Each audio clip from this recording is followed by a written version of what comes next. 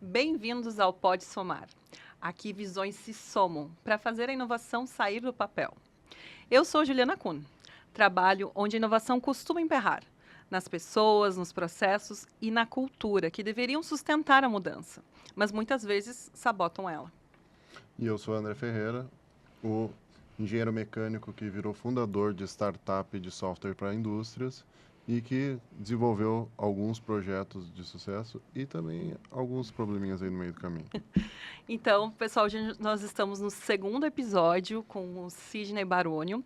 Se você não ouviu ou assistiu o anterior, pausa agora e volta, porque essa é a parte 2 de um episódio muito legal com um ilustre convidado que já foi apresentado.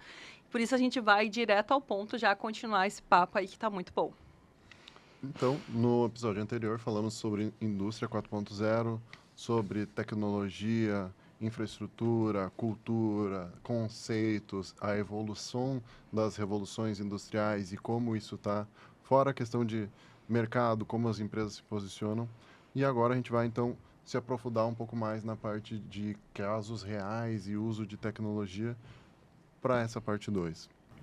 Então, fazendo a junção do que a gente falou até aqui, se tu entrasse hoje, tua empresa, inclusive contrata a empresa dele, entrasse uma indústria, vamos falar de uma indústria média aqui da região, tá? Vale dos Sinos, aqui Grande Porto Alegre. Se fosse contratado uma empresa que nunca fez nada de 4.0, enfim, tá no patamar zero praticamente de digitalização, qual seria o primeiro passo que tu daria, que tu indicarias? O primeiro passo seria entender os problemas da empresa. Normalmente, qualquer diagrama de análise de indústria 4.0, qualquer relatório de avaliação de maturidade vai começar com as tecnologias que tu usa. Eu começo ao contrário, eu começo com os problemas. Qual é o teu principal problema? O que mais dói? Olhando para o que mais dói e conhecendo as tecnologias, a gente vai desenhar um estado futuro. Como é que eu quero ser daqui a 3 anos, né? Dar um passo para trás, o que eu tenho que fazer? Dar um passo para trás, o que eu tenho que fazer? Dar mais um para trás, o que eu tenho que fazer? E dar mais um para trás é hoje. Então eu consigo olhar para o futuro, o que tu precisa para realmente resolver esse problema na sua íntegra, caminhando para trás, dizendo cada estágio que tu vai estar, para poder planejar o teu primeiro passo. Então a gente nunca começa pela tecnologia, a gente começa pelo problema. A gente desconstrói o problema em várias etapas e em várias interfaces, né? Essa seria a minha primeira recomendação sempre. E olha que eu faço pergunta difícil. Me dá um exemplo de um problema recorrente que talvez até trespasse o tipo de indústria, que eu sei que cada tipo de indústria vai ter diferentes problemas, né? Mas me dê um exemplo de um problema, André, pode te ajudar nisso aí, se minha pergunta foi muito difícil. Mas um exemplo de problema que muitas vezes aparece nas tuas consultorias ou ao longo do teu caminho, ou até na tua vida também. Eu tenho um exemplo bacana sobre qualidade de produto, né? Ou seja, quando a gente olha para uma empresa que tem um produto de alta tecnologia, com tolerâncias apertadas, né, com requisitos de qualidade muito exigentes, uma das grandes motivações que o pessoal tem é o quê? Eu tenho reclamações de campo, eu tenho falhas de produto no campo, né? Então eu quero melhorar a tecnologia, a qualidade. Qual é a primeira abordagem? Vamos medir mais, né, para separar o joio do trigo. Errado, né? Segunda grande abordagem, nós temos que melhorar o processo para que ele tenha mais capabilidade, que ele me entregue menos variação. Ok, como é que a gente garante que o processo pode ser melhorado, né? Então, tem que entender o processo, olhar os dados dele, né? Saber o que influencia ele, velocidades, pressões, temperaturas, etc, né? Essa é a abordagem certa, ou seja, é aqui que se causam os problemas de qualidade, né? Mas tem mais uma etapa para trás que tu tem que dizer, mas qual é a mínima tolerância que o meu produto funciona? Porque eu sei que ela está muito apertada, né? Será que realmente está fora da tolerância vai causar o defeito? Existe uma relação de causa e efeito entre o que eu projetei com o que eu estou entregando e essa realmente é a causa do meu problema? Então, acho que a grande questão de caminhar do futuro para trás é justamente essa, né? A primeira abordagem vai ser, vou botar um sistema automático de inspeção com uma câmera, inteligência artificial que vai me dizer quando a peça está ruim. E se precisar, a gente entrega, tá? É, claro, né? Se esse é o desejo. Se essa é a necessidade, se entrega. Essa é a gente acha a tecnologia para fazer. Só que a abordagem é errada. É que nem medir na saída do hospital porque o cara morreu. Tem que medir na entrada para saber se ele está com febre, dor de barriga, está desmaiado. Então, a ideia é justamente essa. Quando tu olha para o problema e tu olha o estado futuro, o que é? Eu quero ter uma qualidade de produto que atenda às necessidades do meu cliente. Não atenda o ego do meu designer, que botou a tolerância super apertada. Então, a pergunta tem que ser feita desde o ponto de vista do cliente. O problema sempre parte da pessoa, né? E aí a gente caminha para trás dizendo, realmente, esse processo de manufatura sofre interferência com a temperatura. Então, provavelmente, essa máquina a gente vai ter que garantir que ela tem uma temperatura melhor. Como é que eu explico que a temperatura tem uma influência na qualidade? Projeto de experimentos, é da década de 50. Não tem nada de tecnologia. É estatística aplicada, né? Então, aqui eu consigo estabelecer uma relação entre causa e efeito, entre as minhas variáveis de processo e os meus resultados de produto. Normalmente, a qualidade mede o resultado do produto, que tem uma grande mudança de foco. Não adianta medir o resultado do produto. De novo, a gente está medindo porque o cara morreu no necrotério. Se eu começar a medir pressões, temperaturas e velocidades e souber a relação delas, isso a máquina mede. Então, se eu coletar esses dados e estabelecer um modelo estatístico que me represente onde estão as minhas situações de limite, eu consigo dizer, bom, esse processo está adequado para esse produto.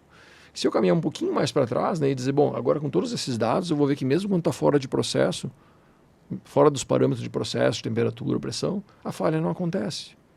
Aí é questão de voltar para o designer de produto e dizer, vamos abrir essa tolerância, porque olha aqui, ó, não está fazendo efeito. Então isso barateia toda a cadeia de produção. É uma máquina mais barata, são dispositivos mais baratos, são ferramentas mais simples. Tudo porque a gente olhou para o problema e não para o efeito colateral dele. Então acho que essa é a grande jornada, né? Ou seja, tu fala, por onde começar? Essa seria uma maneira. Um problema, como é que tu abordaria numa empresa? Sempre esse. Qual é o problema? É a qualidade de produto. Esse é um exemplo de jornada que eu faria para trás, tá? Inclusive com esse relacionamento com o cliente, né? Porque muitas vezes a tolerância que tu está aplicando é uma tolerância a partir de uma expectativa da tua engenharia sobre o aspecto disso para o cliente. Talvez o cliente não tenha aquela necessidade de tolerância, né? E tu está fazendo um over-engineering que é completamente desnecessário. Exato. Mas só com dados para provar isso. Então, qual é, que é a grande facilidade que a indústria 4.0 trouxe? Coleta, tratamento, processamento de dados. Então, tem uma ferramenta muito importante, muito forte para a gente resolver. A gente só tem que aplicar ela para resolver problemas, não aplicar ela porque ela existe, né? Então, acho que a gente traz um ponto bem importante, que ferramentas existem, ferramentas diversas, para pontos diversos. Mas essa caminhada de entender o porquê de aplicar a ferramenta acaba sendo o nosso start, né? Então, talvez eu possa dizer do que vocês estão falando, que se analisar, ter uma relação de causa e efeito, que a gente tem que olhar para as causas, olhar os porquês, talvez criar uma estrutura de coleta de dados seja o passo 1, se a empresa não tem nada para... Nós estamos falando aqui, partindo desse exercício imaginativo, que é uma empresa que não tem nada, uma manufatura tal qual nos anos, enfim, 60. 50. E a primeira coisa seria ter um mínimo de coleta de dados, sensores que traga dados, talvez, para então conseguir investigar mais esse problema, que não seja anotando impressões, talvez isso faz sentido? Faz, com certeza. Então, a gente sempre parte do problema e a gente caminha para trás olhando o que está disponível, né? Então, ou seja, eu tenho uma hipótese de que a temperatura afeta a qualidade do produto. Então, tu pode começar a anotar em papel, né? Ou seja, a partir de agora, as próximas 500 peças que tu vai fabricar, tu vai anotar todas. Certo. Tu faz uma análise estatística disso e existe uma relação de correlação. Nem sempre correlação é causalidade, né? Boa. Então, pode ter um outro fator que esteja influenciando também. Então, uma vez que tu entende os fatores que influenciam o teu produto, por isso o projeto de experimentos, né? O projeto de experimentos ele pode ser feito no mundo analógico, né? Ele é muito mais fácil de fazer na camada digital. Claro. Mas para começar a resolver o teu problema, começa o teu projeto de experimentos. No mundo analógico, separa 500 peças, bota alguém sentado, medir, anotar, colocar no Excel, tu já consegue entender o que está acontecendo. O comportamento daquele processo passa a ser conhecido, né? E isso vai enriquecer a validação do teu dado. Não adianta a gente coletar dado se ele não está validado. Esse é outro paradigma aí, mas a gente chega nisso depois. Eu acho que esse ponto que o Sidney trouxe é muito importante, assim. Quando a gente fala de transformação digital, de indústria 4.0, eu sei que são conceitos diferentes, mas a gente está tratando um pouco mais generalista. Quando a gente fala de conseguir dar esse passo à frente numa ferramenta digital, geralmente isso vem de um processo onde já é coletado de forma analógica. Então, Melhor ainda. Então, aí a gente consegue entender que existe um porquê. Se ele já é coletado de forma analógica, é porque em algum determinado momento aquele cenário precisou ter a coleta desse dado. Agora, a ferramenta ela vem para realmente ser uma automação daquele processo e realmente colocar conseguir dar um processo de continuidade, porque muitas vezes inviabiliza a coleta manual de apontamentos das 500 peças lá. Quando é 500, ok, mas quando é 5.000 peças feitas por dia, já começa a inviabilizar essa coleta de dados. Quando a gente tem isso de forma automática, então a gente acho que, inevitavelmente, quando a gente vai... qual é o primeiro caso para fazer, que é o da pergunta, né? A empresa de médio porte que vai colocar uma tecnologia no seu processo. Acho que o primeiro ponto é, você já tem algum processo que você tem tomada de apontamentos manuais, porque já foi identificado que isso era um problema? Sim. Então, a gente começa automatizando esses apontamentos manuais, para depois a gente identificar outros problemas para ser evoluído. E as duas jornadas fazem sentido, né? Porque tem lugares que está caindo de maduro para te colocar uma tecnologia e resolver aquela dor pontual. Né? E não quer dizer que aquela solução que tu colocou ela vai ser eterna. Talvez daqui 1 ano ou 2 tu substitua ela por uma outra que seja mais capaz, né? Então, de novo, é uma jornada, não é um projeto. A solução que eu tenho para o meu problema de hoje, ela me serve para hoje. Amanhã talvez eu precise pensar numa coisa mais robusta, né? E o André tá coberto de razão. Essa é uma outra abordagem que dá para fazer. O que tu já tem dados? Como é que eu posso liberar o tempo dessas pessoas que estão coletando para elas trabalharem na solução do problema? Boa. Porque aqui tem, de novo, aquele aspecto humanístico, né? Então, tu pode olhar para o problema e dizer, ok, vamos melhorar a qualidade do produto, vamos coletar esses dados que tu já tem, vamos automatizar essa coleta, vamos fazer um monitoramento contínuo que vai te dar um alerta quando a coisa começar a ter uma tendência negativa. Né?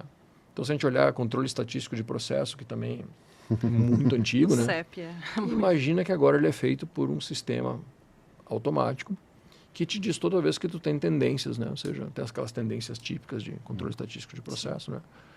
Perfil asa de morcego, 7 pontos acima da linha central, né? Quando está no 5º ponto, ele já vai te avisar, olha, bandeira amarela. Sim. Né? Esse é o momento de alguém ir lá e olhar o processo, não o produto, né? O que aconteceu? O que mudou? Né? E aqui a gente começa a fazer uma análise de causa com muito mais conteúdo, né? Com muito mais evidências.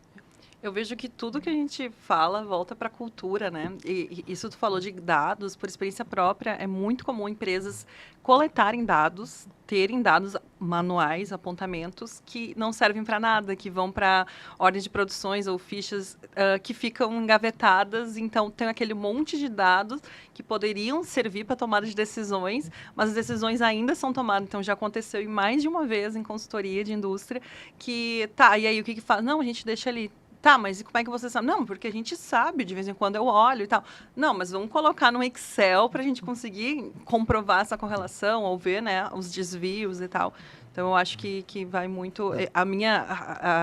O empírico se confirma com o que vocês estão falando, assim, essa questão. Exatamente. A gente via um modelo de processo base que era coleta manualmente, joga no Excel, entrega para um analista, analisa aquele cenário, chega numa constatação.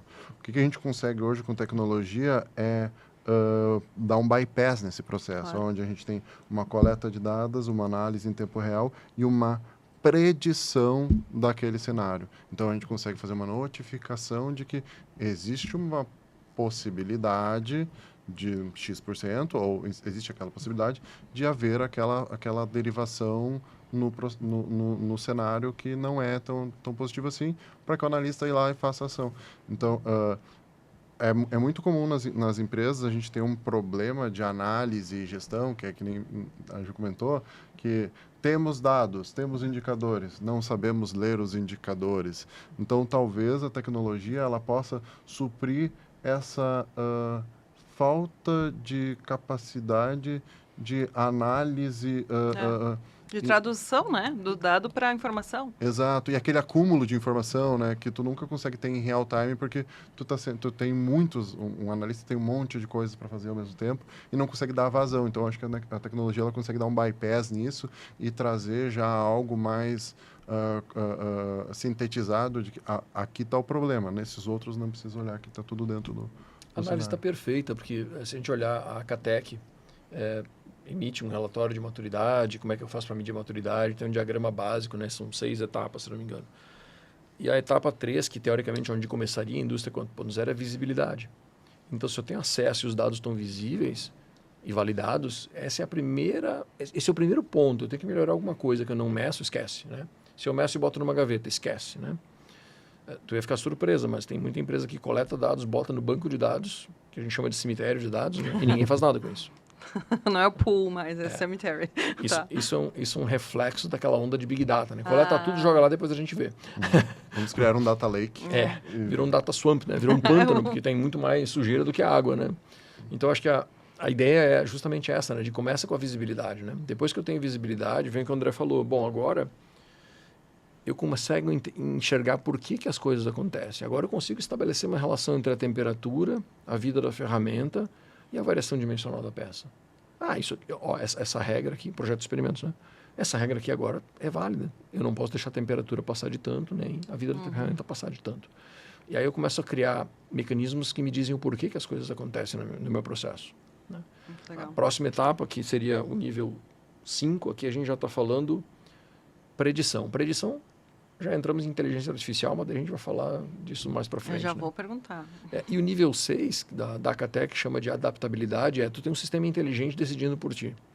Né? Ou seja, ele sabe por que as coisas acontecem, ele consegue fazer uma previsão do que vai acontecer e ele consegue tomar decisões para evitar que aquele problema aconteça ele mesmo, né? Considerando todas as variáveis, sendo que esse aprendizado dele é contínuo.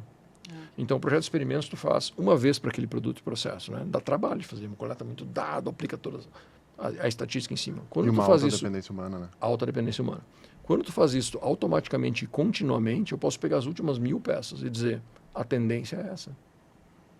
Posso validar as hipóteses que eu tinha de que temperatura e vida da ferramenta influem ou não e dizer, essa hipótese não é mais válida. Não sei o que mudou, mas essa hipótese não é mais válida, né? Notei que, mesmo com a temperatura mais alta, não teve problema de produto. Então, a ideia desse sistema inteligente, que é onde se vendeu, né, esse futuro da indústria 4.0, né, que as Big Four todas disseram, vai ganhar 40% de produtividade, vai reduzir mão de obra. Esse é o grande destino, né? Mas o como a gente chega lá é muito importante. E falando então, já que a gente puxou isso, a gente ainda está no tema tecnologia. E a IA, Sidney? Como é que entra nesse rolê todo? Que a gente está no super... Se a gente pegasse a curva do Gartner, a gente estaria já do hype para desilusão ali, né? No geral, né? Com a IA generativa e tal. Mas acho que ainda estamos no hype ali da curva. Mas como que ela entra nessa equação? A inteligência artificial para a indústria 4.0... Vamos falar de indústria de uma maneira bem ampla, não só fábrica, tá?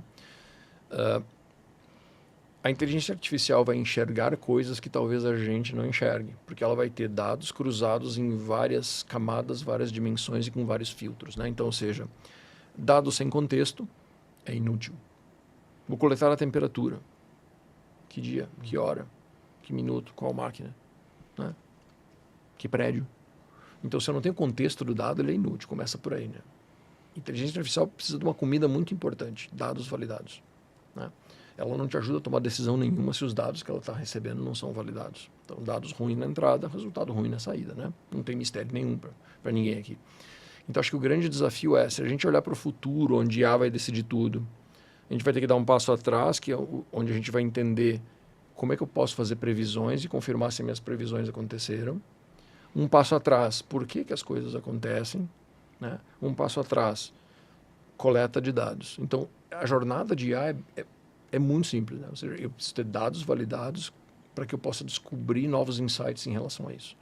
Então, a IA é uma realidade, várias empresas estão fazendo experimentos, projetos, alguns processos de decisão podem ser amarrados com IA, né? Na indústria de serviços isso é muito mais fácil.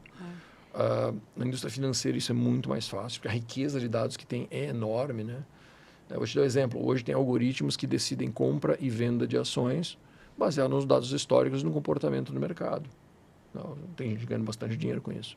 Mas é um modelo que está constantemente sendo treinado, se re-otimizando. Né? Ele faz isso sozinho, totalmente autônomo? Ainda não. Né?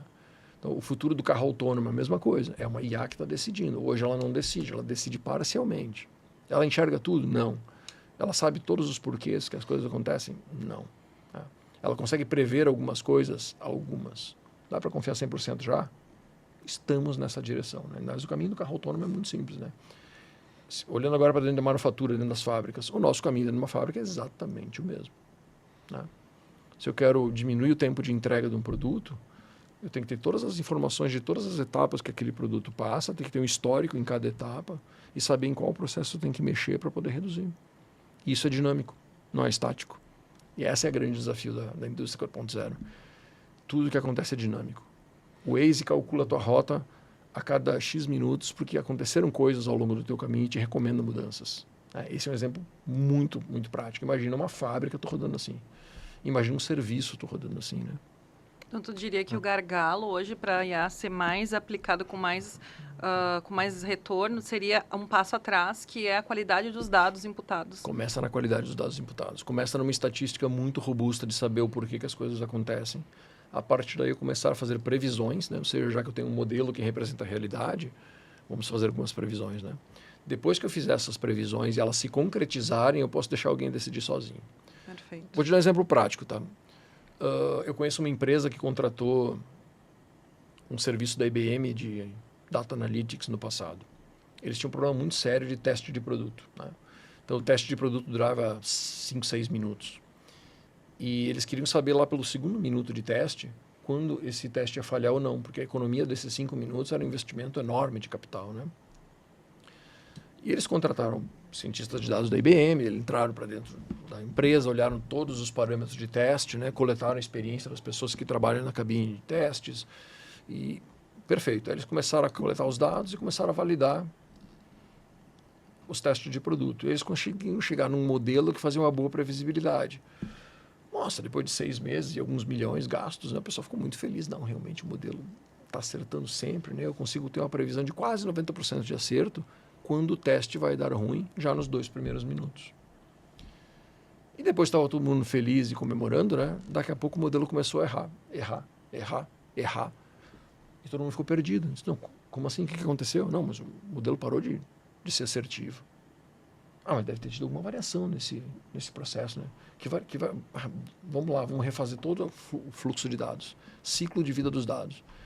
Desde que comecei a coletar o dado, para que ele foi usado, como é que ele se transformou, né? O que a gente descobriu ao final dessa análise, né? Que uma mudança de um simples fator, que seria em qual altitude esse produto vai ser usado, para qual mercado que ele vai. Então, ele vai para um mercado que tem 3 mil metros de altitude média. Teve que se fazer um ajuste na fabricação do produto. Esse ajuste derrubou completamente o modelo. Então, o que a gente descobriu? Previsibilidade de comportamento requer eu coletar e processar muitos cenários, muitas variáveis. E nem todas elas estão disponíveis agora. Eu tenho algumas que eu conheço. Talvez eu não tenha todas. Talvez falte para mim a umidade. Talvez falte para mim se o Inter empatou ou ganhou ou perdeu. Isso vai me deixar o meu cliente num outro estado de humor e quando ele for avaliar o meu resultado de um serviço, ele vai ser muito mais crítico. Né? Então, faltam fatores que eu não estão na minha mão correlacionar. E eu só vou aprender isso com uma coleta de dados estruturada, dados que têm contexto e testando hipóteses. Vou testar se o Inter ganhar ou perder, tem impacto. Não tem. Né? Vou testar se a umidade do ar influencia o meu processo. Não tem. Então, a gente vai por eliminação. Mas nesse caso do projeto esse com a IBM foi exatamente esse. Um fator que era para qual mercado esse produto vai, derrubou completamente semanas e semanas de trabalho. Por quê? O modelo era adequado para aquela situação. Para outra situação, talvez a gente precise de um outro modelo. Talvez não tenha um que represente tudo o que acontece. Talvez para cada cenário eu vou ter que desenhar um modelo de dados e de decisão separado. Por isso que a ideia de indústria 4.0, dessa previsibilidade, autonomia de tomada de decisões, ela é muito utópica por enquanto. Porque muita coisa a gente não descobriu ainda. Né? Um exemplo típico, o carro da Tesla, né? Teve um acidente, acho que é conhecido já, né? Onde o veículo que estava na frente dele tinha um desenho de um carro. E ele confundiu que o carro era o veículo era o carro. E ele olhou achando que aquele veículo estava distante, estava próximo. Então, o reconhecimento de imagem é uma coisa que talvez possa causar ainda alguma confusão para os sistemas de orientação de um carro autônomo, por exemplo. A gente sabia desse cenário? Não. Como é que a gente descobriu? Testando. E falhando. E falhando. Então, tem que ter uma tolerância de que nem sempre a gente vai aplicar IA e vai dar resultado. Às vezes vai dar resultado para um contexto. Quando mudar o contexto, talvez a gente tenha que aprender um pouco mais sobre isso. Né? Então, é uma jornada. A gente vai usando, aprendendo, refinando. Então, IA, sim, é uma realidade. Muita gente está usando. Eu visitei a Bosch em Campinas, eles têm vários casos de reconhecimento de peças e com defeito usando IA. E algoritmos de aprendizado supervisionado, né, onde o próprio operador está reforçando isso aqui é bom, isso é ruim. Porque nem sempre um sistema de visão, por exemplo, vai ter certeza. Né? E aí a gente chama isso de falso positivo, né? Ou falso negativo. E esse é um critério bem bacana de aprovação.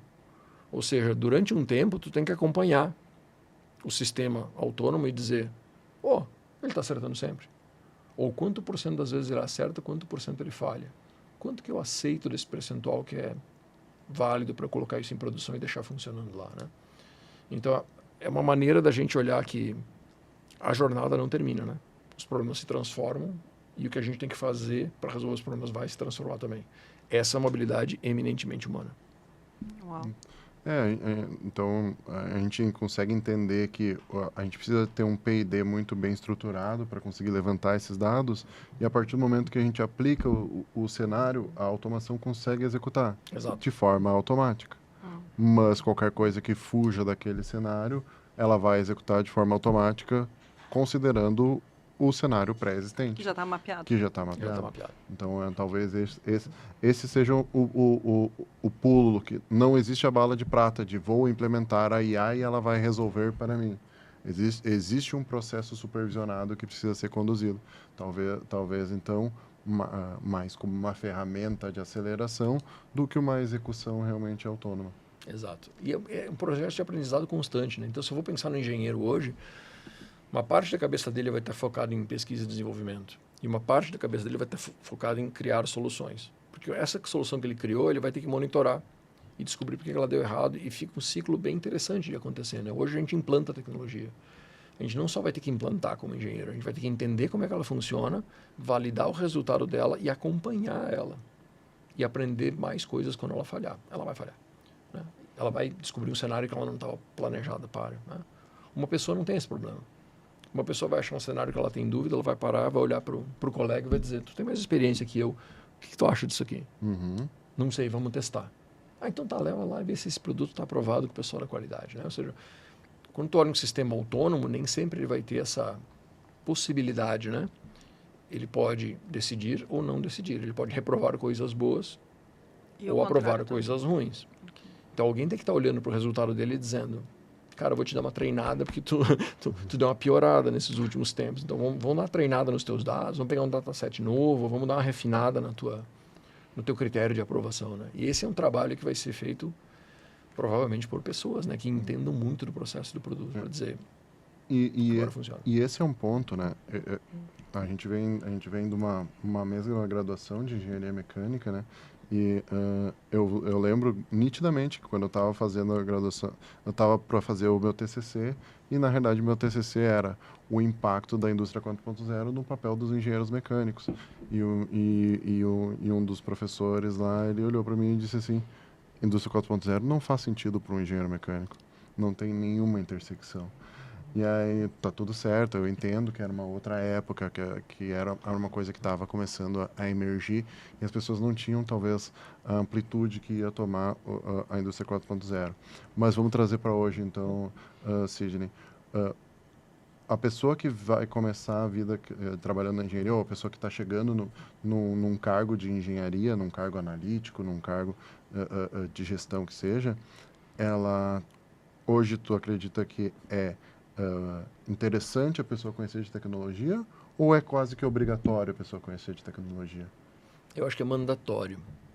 Porque Porque eu acho que nada daqui para frente vai acontecer sem a gente coletar, processar dados, tomar decisões. Né? No primeiro momento nós vamos fazer isso, depois a gente vai transferir essa responsabilidade para um sistema autônomo. Né? Mas, invariavelmente, entender esse ciclo de vida de dados. Né? Então, a gente está falando aqui vamos dar de novo o exemplo de uma fábrica. Tá? Um sensor de uma máquina está lendo informações em milissegundos. Né? O controlador dela está processando em milissegundos. Né? Isso vai talvez sair de uma aplicação, sair desse universo de automação e entrar para um universo de TI, talvez em segundos. Tá? Isso vai chegar talvez para o sistema de gestão da empresa, o RP da empresa, talvez na casa de alguns minutos. Né? Ou seja, tu tem uma latência de decisão nesse processo. Né? Então, tu como engenheiro, tu tem que entender, esse problema é vida ou morte? Quão rápido eu tenho que resolver ele? Milissegundos. Então, a tua inteligência tem que estar lá embaixo, dentro da máquina, embutida na máquina. Né? O mais próximo possível dela. Esse problema é vida ou morte? Não. Eu posso demorar 10 minutos para decidir? Pode jogar isso para a camada do RP, gerar um e-mail para alguém, um alerta num dashboard, e dizer, olha, está acontecendo isso, né? Então, a velocidade dos problemas hoje, a velocidade de acontecimento dos problemas hoje, ela não é proporcional às tecnologias que a gente tem. Né? Ou seja, hoje a gente tem tecnologia para processar muito mais rápido. Se o problema eu posso resolver daqui a 10 minutos, em milissegundos eu tenho a resposta. Então, a tecnologia está muito mais rápida do que a necessidade de intervenção. Então, é uma grande vantagem que qualquer engenheiro do planeta vai poder usar. Que não tinha, né? A questão é dosar, né? Então, um exemplo que eu dou, né? Tu pode colocar um número num dashboard e um delay de alguns segundos. Desde que a tua intervalo de ação seja alguns segundos, alguns minutos, né? Agora, como é que funcionava antigamente na indústria analógica, né? Eu coletava o valor produzido na máquina, jogava no meu ERP, digitando nele, uma vez por dia. E aí o planejador, uma vez por dia, ele tem uma fotografia de como é que foi o dia de ontem. Exatamente. É tarde demais. Eu não tenho mais nada para fazer com ontem. Acabou, gente. Já perdi, já atrasei essa ordem, vou chegar atrasado para o cliente, vou pagar multa. Né? Se tu tem multa de entrega por prazo, né? Tu só vai saber disso quando? Um dia depois. Então, esse é um exemplo típico onde a velocidade de coleta e processamento de dados que a gente tinha no passado, analógica, criava problemas para a gente em vez de resolver eles, né? Então, hoje esse problema não tem mais. Ao mesmo tempo que eu não preciso notificar o cara a cada segundo que está no prazo ou não está no prazo, tem uma tolerância para fazer isso, né? Então, acho que a engenharia vai ter um envolvimento muito forte de ciência de dados, vai ter um envolvimento muito forte com tecnologia, até para escolher a tecnologia com a velocidade, a precisão e a profundidade correta para resolver o problema que eu tenho. Né? Certamente a engenharia e a tecnologia estão intimamente abraçadas agora. Mas eu ousaria dizer que todas as profissões e carreiras estão intimamente abraçadas com a tecnologia. Um administrador que não entende de dados de tecnologia, que é a minha formação, não vai ter seu valor. Um designer, eu estou pensando em algumas aí por alto, advogado, ainda mais, eu sei que no direito evoluiu absurdamente com a IA e tal. Então, eu acho que não tem muito como fugir. Eu sei que a gente está falando aqui de indústria, mas lembrando, Sidney, que a indústria é, no geral, industry, né? Mas eu acho que não tem como fugir da... Eu acho que isso também é um gancho, não é nosso tema aqui, porque que há uma crise tão grande nas universidades, porque há uma crise muito grande, porque elas não conseguem acompanhar. Como é que tu vai criar um curso de 4 anos, onde a tecnologia é um tema central, um fio condutor em tudo, e se ela muda em 2 meses já tem outra e tal. Mas eu acho que isso a gente... Pode chamar o Sidney também, que eu vi que ele é multifacetado, ele sabe falar de tudo. Eu acho que a gente podia falar agora um pouco de infra, né, que não falamos. A gente, lembrando quais... A gente quer mapear gargalos. A gente já falou muito de gargalos de tecnologia, que para mim o que ficou central é que a tecnologia, por tecnologia, não serve para nada. Não serve para nada, para ela gerar valor, ela tem que estar atrelada à resolução de um problema. E que a IA também, ela para sair não ser apenas um hype, ela tem que tratar de dados robustos, ela tem que ter supervisão humana também. E que só por IA, como o resto da tecnologia, não é a bala de prata, como diz o André. Mas infra, onde que entram os gargalos? Quando que a infraestrutura é um gargalo, falando de indústria 4.0? A gente vem de uma indústria tradicional muito focado em ter suas informações dentro de casa. porque a cibersegurança é um fator crítico, né? Então, a gente está falando de propriedades intelectuais, nós estamos falando de desenhos técnicos, estamos falando de a própria a segurança da operação dos sistemas que rodam dentro das indústrias. Então, quando a gente fala de infra, quando a gente fala de nuvem, quando a gente fala de cibersegurança, tem alguns pontos bem importantes. E a própria indústria, ela tem uma dificuldade nessa movimentação para uma infraestrutura em nuvem, para uma infraestrutura híbrida, justamente por essa sua característica. É errado, é atrasado? Não, não quer dizer. Não quer dizer que nuvem é melhor do que ter a sua infraestrutura dentro de casa. São dosagens de o que pode estar fora, o que pode estar dentro e como é que essas coisas acontecem. Hoje em dia a gente está falando de um mundo onde a gente falou muito que a tecnologia evoluiu, mas também a parte de processamento computacional evoluiu. Então, a aquisição de computadores muito mais fortes, servidores muito mais fortes, também é algo que está evoluído.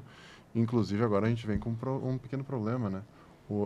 Teve uma acessão muito alta e com o uso da IA agora nos últimos anos, aumentou drasticamente o custo de hardware de servidor. Então, isso já é uma coisa que, se a gente tivesse feito esse podcast há talvez 1 ano e meio atrás, nós estaríamos falando que a tecnologia evoluiu muito e barateou os componentes. Agora a gente está falando que ela evoluiu muito, ela barateou e agora ela aumentou os componentes pelo alto consumo de processamento com o uso de IA. Então, as empresas estão...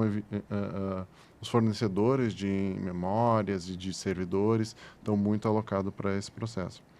Mas vamos falar de infraestrutura da indústria 4.0 como algo um pouco mais abrangente do que apenas servidor, né? A gente está falando de segurança, a gente está falando de uma arquitetura organizacional, como o Sidney bem disse, né? Então, a gente está falando de como é que essas tecnologias se conectam, em qual guarda-chuva que isso está. Isso faz todo sentido do ponto de vista de integração, né? Acho que um dos grandes pilares da indústria 4.0 que a gente mencionou é a integração de sistemas, né? Ou seja, todo mundo tem que conversar com tudo. Para que todo mundo converse com tudo, tu tem que ter algumas regras, né? Ou seja, tu tem que publicar dados ou consolidados ou individuais que outros sistemas possam ler, processar e utilizar, né? Então, precisa ter um banco de dados único? Não. Tu pode ter vários bancos de dados desde que tu tenha aplicações e interfaces entre eles para que os dados possam fluir na velocidade e na frequência necessária, né? Esse acho que é o grande mapa, né? Ou seja, qual dado eu preciso para agora, qual dado eu tenho que coletar ponto a ponto, qual dado eu preciso só um resumo do dia, ou da hora, ou do minuto, né? Então, a infraestrutura necessária para isso vai ser diretamente proporcional ao que tu vai fazer com esse dado, a importância dele. Então, vou dar um exemplo para vocês. Ó. Falei agora do algoritmo SDA que compra e vende ações, né? Na Bolsa de Valores. Ele precisa acesso dos dados a cada milissegundo, cada operação ele tem que saber para detectar uma tendência, né? Só que se tu vai olhar a Bolsa de Valores, tu vai ter esses dados nesse refinamento. Mas eu quero saber como foi o dia de ontem. Eu só preciso de 4 informações. Abertura, fechamento, preço mínimo, preço máximo. Não preciso de mais dados que isso. Eu não preciso coletar todas as operações, né? Eu vou fazer uma análise de tendência dos últimos 6 meses. Posso só botar o valor de fechamento dia a dia. Ou uma vez por semana, né? Toda sexta-feira eu vou pegar um valor de fechamento para mim ter uma ideia de uma tendência. Então, tudo depende para que tu vai usar o dado. Se tu tratar tudo como o mais refinado possível, haja servidor, haja banco de dados, haja memória.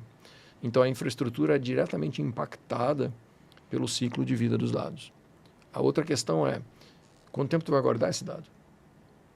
Eu vou usar ele para tomar uma decisão agora e depois não vou mais olhar para ele? Pode botar ele num cold storage, né? Ou seja, ele não precisa ficar acessível o tempo inteiro, em milissegundos. Ele pode ficar acessível depois de algum tempo, né? Eu posso fazer a pesquisa nele no passado.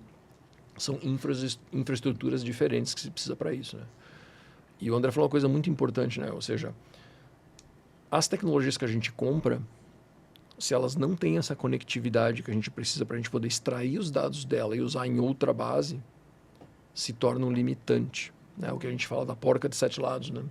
Tu tem que comprar a chave de boca de quem fabricou a porca, caso contrário, né? Às vezes tem que chamar o cara que fabricou a corda para ele apertar ela, para ti ou desapertar.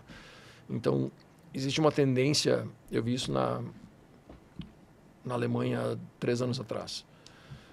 existe uma tendência muito grande dos fabricantes de máquinas industriais de abrirem completamente o acesso aos dados que a máquina gera, e do outro lado, uma tendência de alguns fabricantes de fecharem completamente e te cobrar o acesso aos dados que tu mesmo gerou como se fosse uma assinatura. Uau. Então, tu mesmo gera os dados, tu paga uma empresa para poder acessar os dados que tu gerou, sabe? É contrassenso, mas são modelos de negócio que estão surgindo. Isso vai impactar diretamente a tua infraestrutura. Então, vamos dizer, eu comprei a máquina da marca X, eu só posso acessar os dados se eu placar a assinatura, o banco de dados é proprietário deles, fica na nuvem deles, e eu vou ter que baixar para a minha para fazer alguma coisa.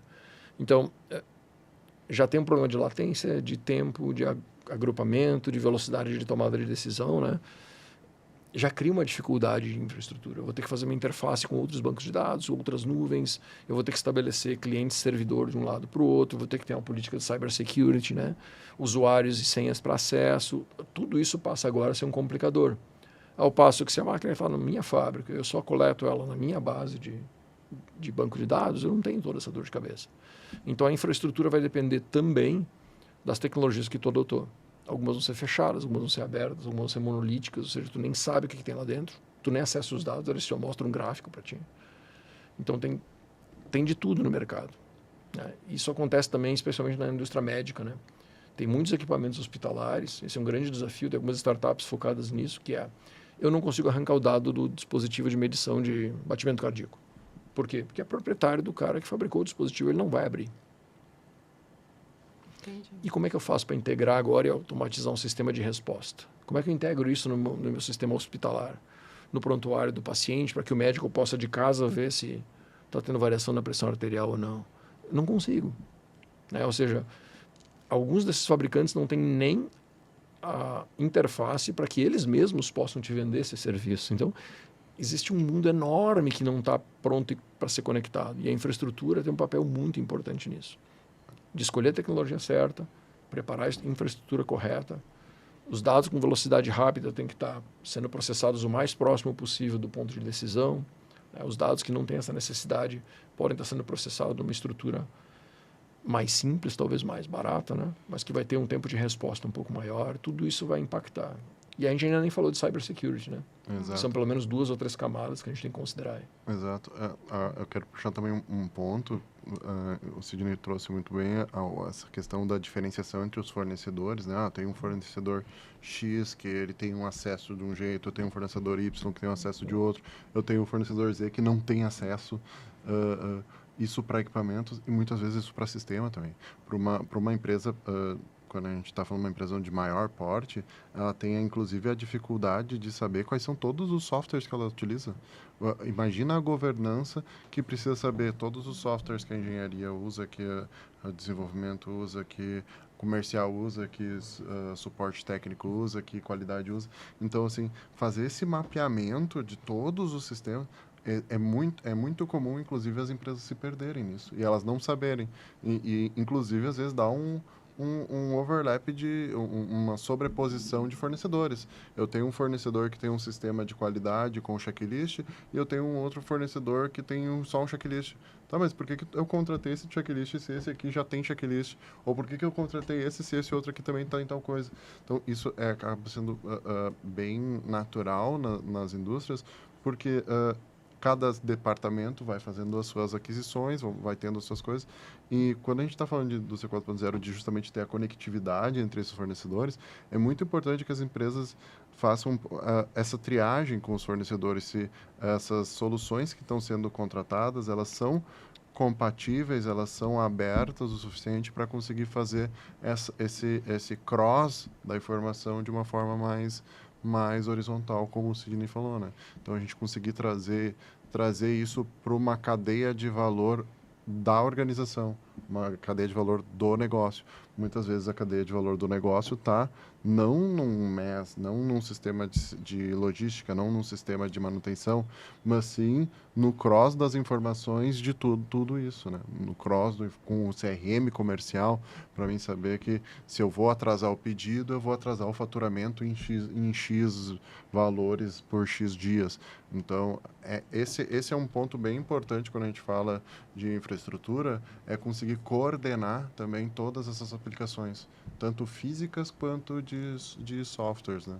Então, vou fazer um recap aqui, vocês me corrigem se eu entendi errado. Sobre infra, ah, ela passa por... Ela pode ser um gargalo, um problema, como a gente está utilizando a palavra gargalo, quando ela é sub ou superdimensionada. Quando ela é sub, vai dar merda. Quando ela é superdimensionada, vai dar custo, né? E muito passa o sucesso para que isso não vire um gargalo na integração, com todas as etapas da digitalização, na parte de mapeamento de necessidades, de investigação do problema, porque através da investigação tu sabe quando tu precisa do dado.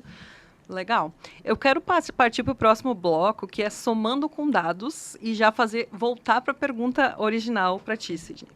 Segundo o relatório do Boston Consulting Group, de 2020, 70% dos projetos de transformação digital não atingem seus objetivos integrais, mesmo com apoio com a liderança. Esse dado irrefutável, que foi tu que trouxe, inclusive, que vai ao encontro do que eu também tinha, qual tu diria que essa grande taxa de insucesso, quais dos 3 fatores que a gente conversou aqui nos 2 episódios, cultura, tecnologia e infra, costuma ser o maior gargalo? Eu não tenho nenhuma dúvida que é cultura, né? Por que cultura? Primeiro, os objetivos que a gente bota para um projeto, eles são específicos. Os objetivos que a gente bota para uma jornada, eles não são específicos. Então, talvez exista um otimismo exagerado no começo da jornada, né? A gente vai saber todos os resultados que ela vai dar quando ela estiver em curso, não no começo, né? Então, acho que essa é a primeira coisa, né? Por que cultura? Precisa que quem vai iniciar, defender e aprovar uma jornada dessas entenda que os ganhos futuros, eles não são certos, eles são incertos, né? A gente pode começar um processo, parar na metade e dizer, não temos ferramentas para continuar a partir daqui. Tudo bem, daqui 2 anos talvez tenha, e a gente pode retomar ele e vai dar ganho, né? Mas a cultura, para mim, é o fator principal, porque sem ela, tu não começa a entender o problema, tu não começa a entender que tipo de pessoas tu precisa na tua organização para assumir essa jornada. Tu começa a não entender que transformação e gerenciamento são coisas diferentes. Tu precisa entender que o impacto de tecnologia, de infraestrutura, os novos empregos que vão surgir dessas novas interfaces, as novas habilidades que eu vou ter que treinar as minhas pessoas, né? Tudo isso passa por cultura. Então, se eu não tenho a cultura de vamos experimentar, vamos descobrir e vamos evoluir continuamente, né? O objetivo é lá, mas eu não sei quanto tempo a gente demora para chegar. Nossa direção está certa, essa que é importante, né? Então, tudo é muito mais aboiado em cultura e governança do que propriamente em tecnologia ou infraestrutura. Acho que a tecnologia e a infraestrutura são uma consequência de se ter uma cultura organizacional que privilegia as iniciativas de transformação junto com as iniciativas de gerenciamento do dia a dia. Essa ambidestria é a grande condição necessária para que transformação digital, de uma maneira mais ampla, aconteça com sucesso. Eu gostei que ele não fugiu da pergunta, né? Ele não falou assim, depende de casa. É cultura. Concorda, André? Eu concordo 100%, né? Como é que vai discordar depois da aula que o cara deu? Não tem como, não tem como. Realmente, quando a gente vai falar, todos os aspectos pesam e têm as suas relevâncias, mas se a empresa não tiver na sua cultura, primeiro, um norte bem forte, como o Sidney comentou, então, porque vai ter muitos erros, vai ter muitos... o ROI não existe a curto prazo, então se a empresa em qualquer parte dessa jornada, né, principalmente no início dela, ela se desmotivar e ela perder esse norte, é muito fácil tu desinvestir a equipe. Quando eu falo desinvestir, não é só financeiramente, é pegar e dizer, não, eu pego essas pessoas e coloco para operação porque eu preciso tocar o dia a dia. Então, essa é uma das armadilhas, eu fazer todo um movimento de indústria 4.0, de transformação digital, criar a equipe, engajar a equipe, colocar um norte bem marcado e nos primeiros tempos eu não ver retorno e eu desistir daquilo. Então, é muito importante essa parte da cultura também de se manter firme a partir do momento que colocou isso como uma meta. Muito bem, então o papo está muito bom, mas vamos se encaminhando para o nosso último quadro, e é pessoalmente meu favorito, onde a gente expõe o nosso convidado. Até aqui eu só exaltei, agora vamos expor um pouquinho, que é o erro que rendeu. Aqui, seguinte, tu me escolhe um erro, alguma coisa na tua trajetória que foi decidida errado, que tu participou de um erro, e conta o aprendizado que tu teve com ele. Acho que um erro importante que a gente cometeu no começo, e eu cometi vários, né? Um erro importante foi se amarrar numa tecnologia e não abrir mão dela, né? Ou seja, já que eu fiz um investimento, a gente chama disso o sunken cost fallacy, né? Ou seja, a falácia do custo que eu já coloquei. Eu já botei tanto esforço nisso, agora eu não vou desistir dela, né? Então essa é a primeira delas, né? Ou seja, a gente apostou muito na ideia de que uma integração de máquina deveria ser feita através de um método, né? Porque ele era mais barato, a gente tinha desenvolvido precariamente, mas estava funcionando, né? Ao invés de adotar alguma solução que já estivesse no mercado e talvez me trouxesse benefícios, né? Então, esse é um erro que a gente cometeu. Qual que foi a grande vantagem que eles nos trouxe? Se eu não tivesse dado esse passo, eu teria inviabilizado financeiramente o projeto que a gente fez na Steel. Então, vou te dar um exemplo. A gente desenvolveu um driver para comunicar com um fabricante de máquinas. Esse driver é baseado numa biblioteca pública, né? Ou seja, a biblioteca existe, qualquer um pode fazer seu driver, né? Mas se eu tivesse comprado a solução do fabricante, ela teria me custado umas 3 vezes mais. A gente fez um orçamento com eles, né? Então, para chegar em 330 máquinas, que é o que a gente colocou no ar enquanto eu estava na Steel, a gente teria gasto umas 3 vezes mais do que a gente gastou para desenvolver o próprio driver. Então, foi um erro? Foi. Eu devia ter me desapegado da tecnologia, deveria. Mas naquele momento foi o que garantiu que o projeto nasceu. Ele não teria nascido se o custo de integração de máquina tivesse sido 3 vezes maior. Uhum. Então, esse é um erro que deu certo, né? Como eu faria hoje? Eu não compraria a integração do fabricante de máquina, eu compraria de um fornecedor que hoje já existem vários, né, que vendem esses drivers de integração a um preço muito baixo, né? Então hoje eu usaria um outro método para fazer essa integração. Na época a gente não tinha, a gente desenvolveu, contratamos alguém, desenvolvemos, publicamos, homologamos, né? Só não viu o erro aí, Sidney. O erro foi esse, sabe? Eu me limitei, né? Eu desenvolvi eu mesmo, junto com um desenvolvedor de software, uma solução temporária para aquele problema. Quem que atualiza ela? Ninguém. Quem é que dá garantia que as próximas versões dessa máquina ela vai se comunicar? Ninguém. Como é que eu posso expandir ela para outras máquinas? Não posso, né? Então, ou seja, foi uma limitação que eu mesmo me impus. Ela me trouxe uma vantagem. Eu consegui viabilizar o projeto, não tive o custo 3 vezes mais alto, né? Hoje eu faria da mesma maneira? Com certeza não. Tá? São alguns dos exemplos que a gente pode, né, colocar. Muito bem. Que mais que eu me lembro? A gente tomou uma decisão pelas razões erradas, mas teve um benefício muito bom. Vou dar um exemplo para vocês. A gente tem um equipamento de produção na fábrica, ele produzia uma peça a cada 45 segundos, né? Aí quando enchia 250 peças numa caixa, alguém da logística ia lá, coletava o material, fazia um apontamento no ERP da empresa e movia o material para fora, né? Só que tinha um erro de inventário muito grande nesse processo ao longo dos meses, né? E a gente sabia que o erro existia, mas não sabia qual eram as causas, nem onde é que estava acontecendo, né? E a gente investou de desenvolver uma maneira de que a própria máquina pudesse escrever direto no ERP quando ela fez uma peça. Mas isso não estava no processo, né? A logística não precisa disso, né? Ninguém precisa disso. Qual era o objetivo disso? Era para a gente ter, talvez, uma transparência para o planejador de como é que a produção está andando. Talvez num intervalo menor do que horas ou dias, né? Mas que talvez ele pudesse ter uma certeza de que, essa hora de produção que eu coloquei, a cada X minutos eu sei se ela está indo acima da velocidade ou abaixo. Aí eu já consigo saber se eu vou ter peças para a próxima fase, né? Então, nosso objetivo não era reduzir erro de inventário. Nosso objetivo era ter uma transparência maior para o planejador de produção reagir mais rápido. E a gente colocou um teste a primeira vez, depois colocamos em algumas máquinas essa função, onde cada vez que a máquina executava uma peça, ela informava a camada MES, e a cada X minutos a camada MES publicava para o SAP qual era o volume de peças fabricadas. E a gente começou a achar uma discrepância, porque a informação que chegava no SAP era uma quantidade que a logística movimentava era outra. e a logística movimentava mais peças do que foram fabricadas. É impossível, né? Peças não saem do nada, só aquela máquina estava fazendo aquilo, né? E a gente acabou descobrindo um outro fenômeno, que às vezes a logística chegava lá, pegava as peças, levava e fazia o apontamento mais tarde. Ou, às vezes a logística ia lá, fazia o apontamento, ia buscar o equipamento para fazer a movimentação, trocava de turno, vinha outra pessoa e fazia o apontamento de novo. Então, eu poderia, da logística, apontar 4 vezes a mesma caixa. Nada me impedia de fazer isso. Não tinha um filtro, não tinha um limite.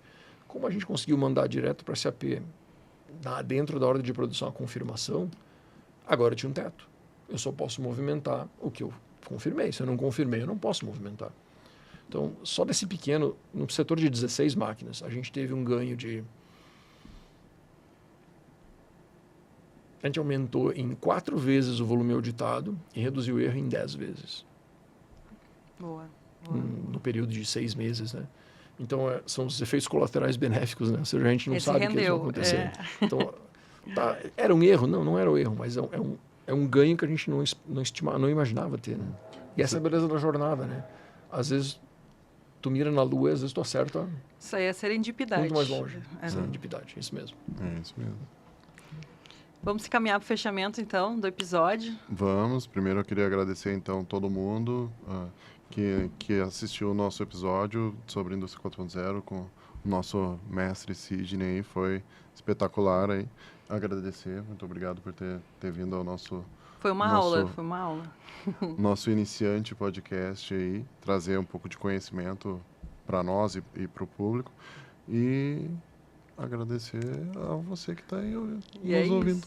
Isso tem uma coisa que ficou clara hoje, que a indústria 4.0 não falha por máquina, sensor ou algoritmo. Ela falha quando a empresa não sabe o que fazer com ela, né? E quando a cultura, processo, tecnologia andam junto, aí que se gera valor. Exatamente. Eu também quero agradecer a oportunidade de estar aqui com vocês e dividir um pouco do que eu sofri, do que eu aprendi. Né? Acho que tem um valor grande nas cicatrizes, né? As coisas que deram erradas ajudam a gente a ajudar outras pessoas a não cometer os mesmos erros. Né? Acho que essa é a minha grande motivação. Hein? Agradeço a oportunidade. E é isso. Muito obrigado por somar com a gente. Eu espero que tenha, para você que está assistindo, ouvindo, tenha agregado também, porque essa é a nossa intenção, somar o negócio, o aprendizado de vocês. E espero vocês no próximo episódio.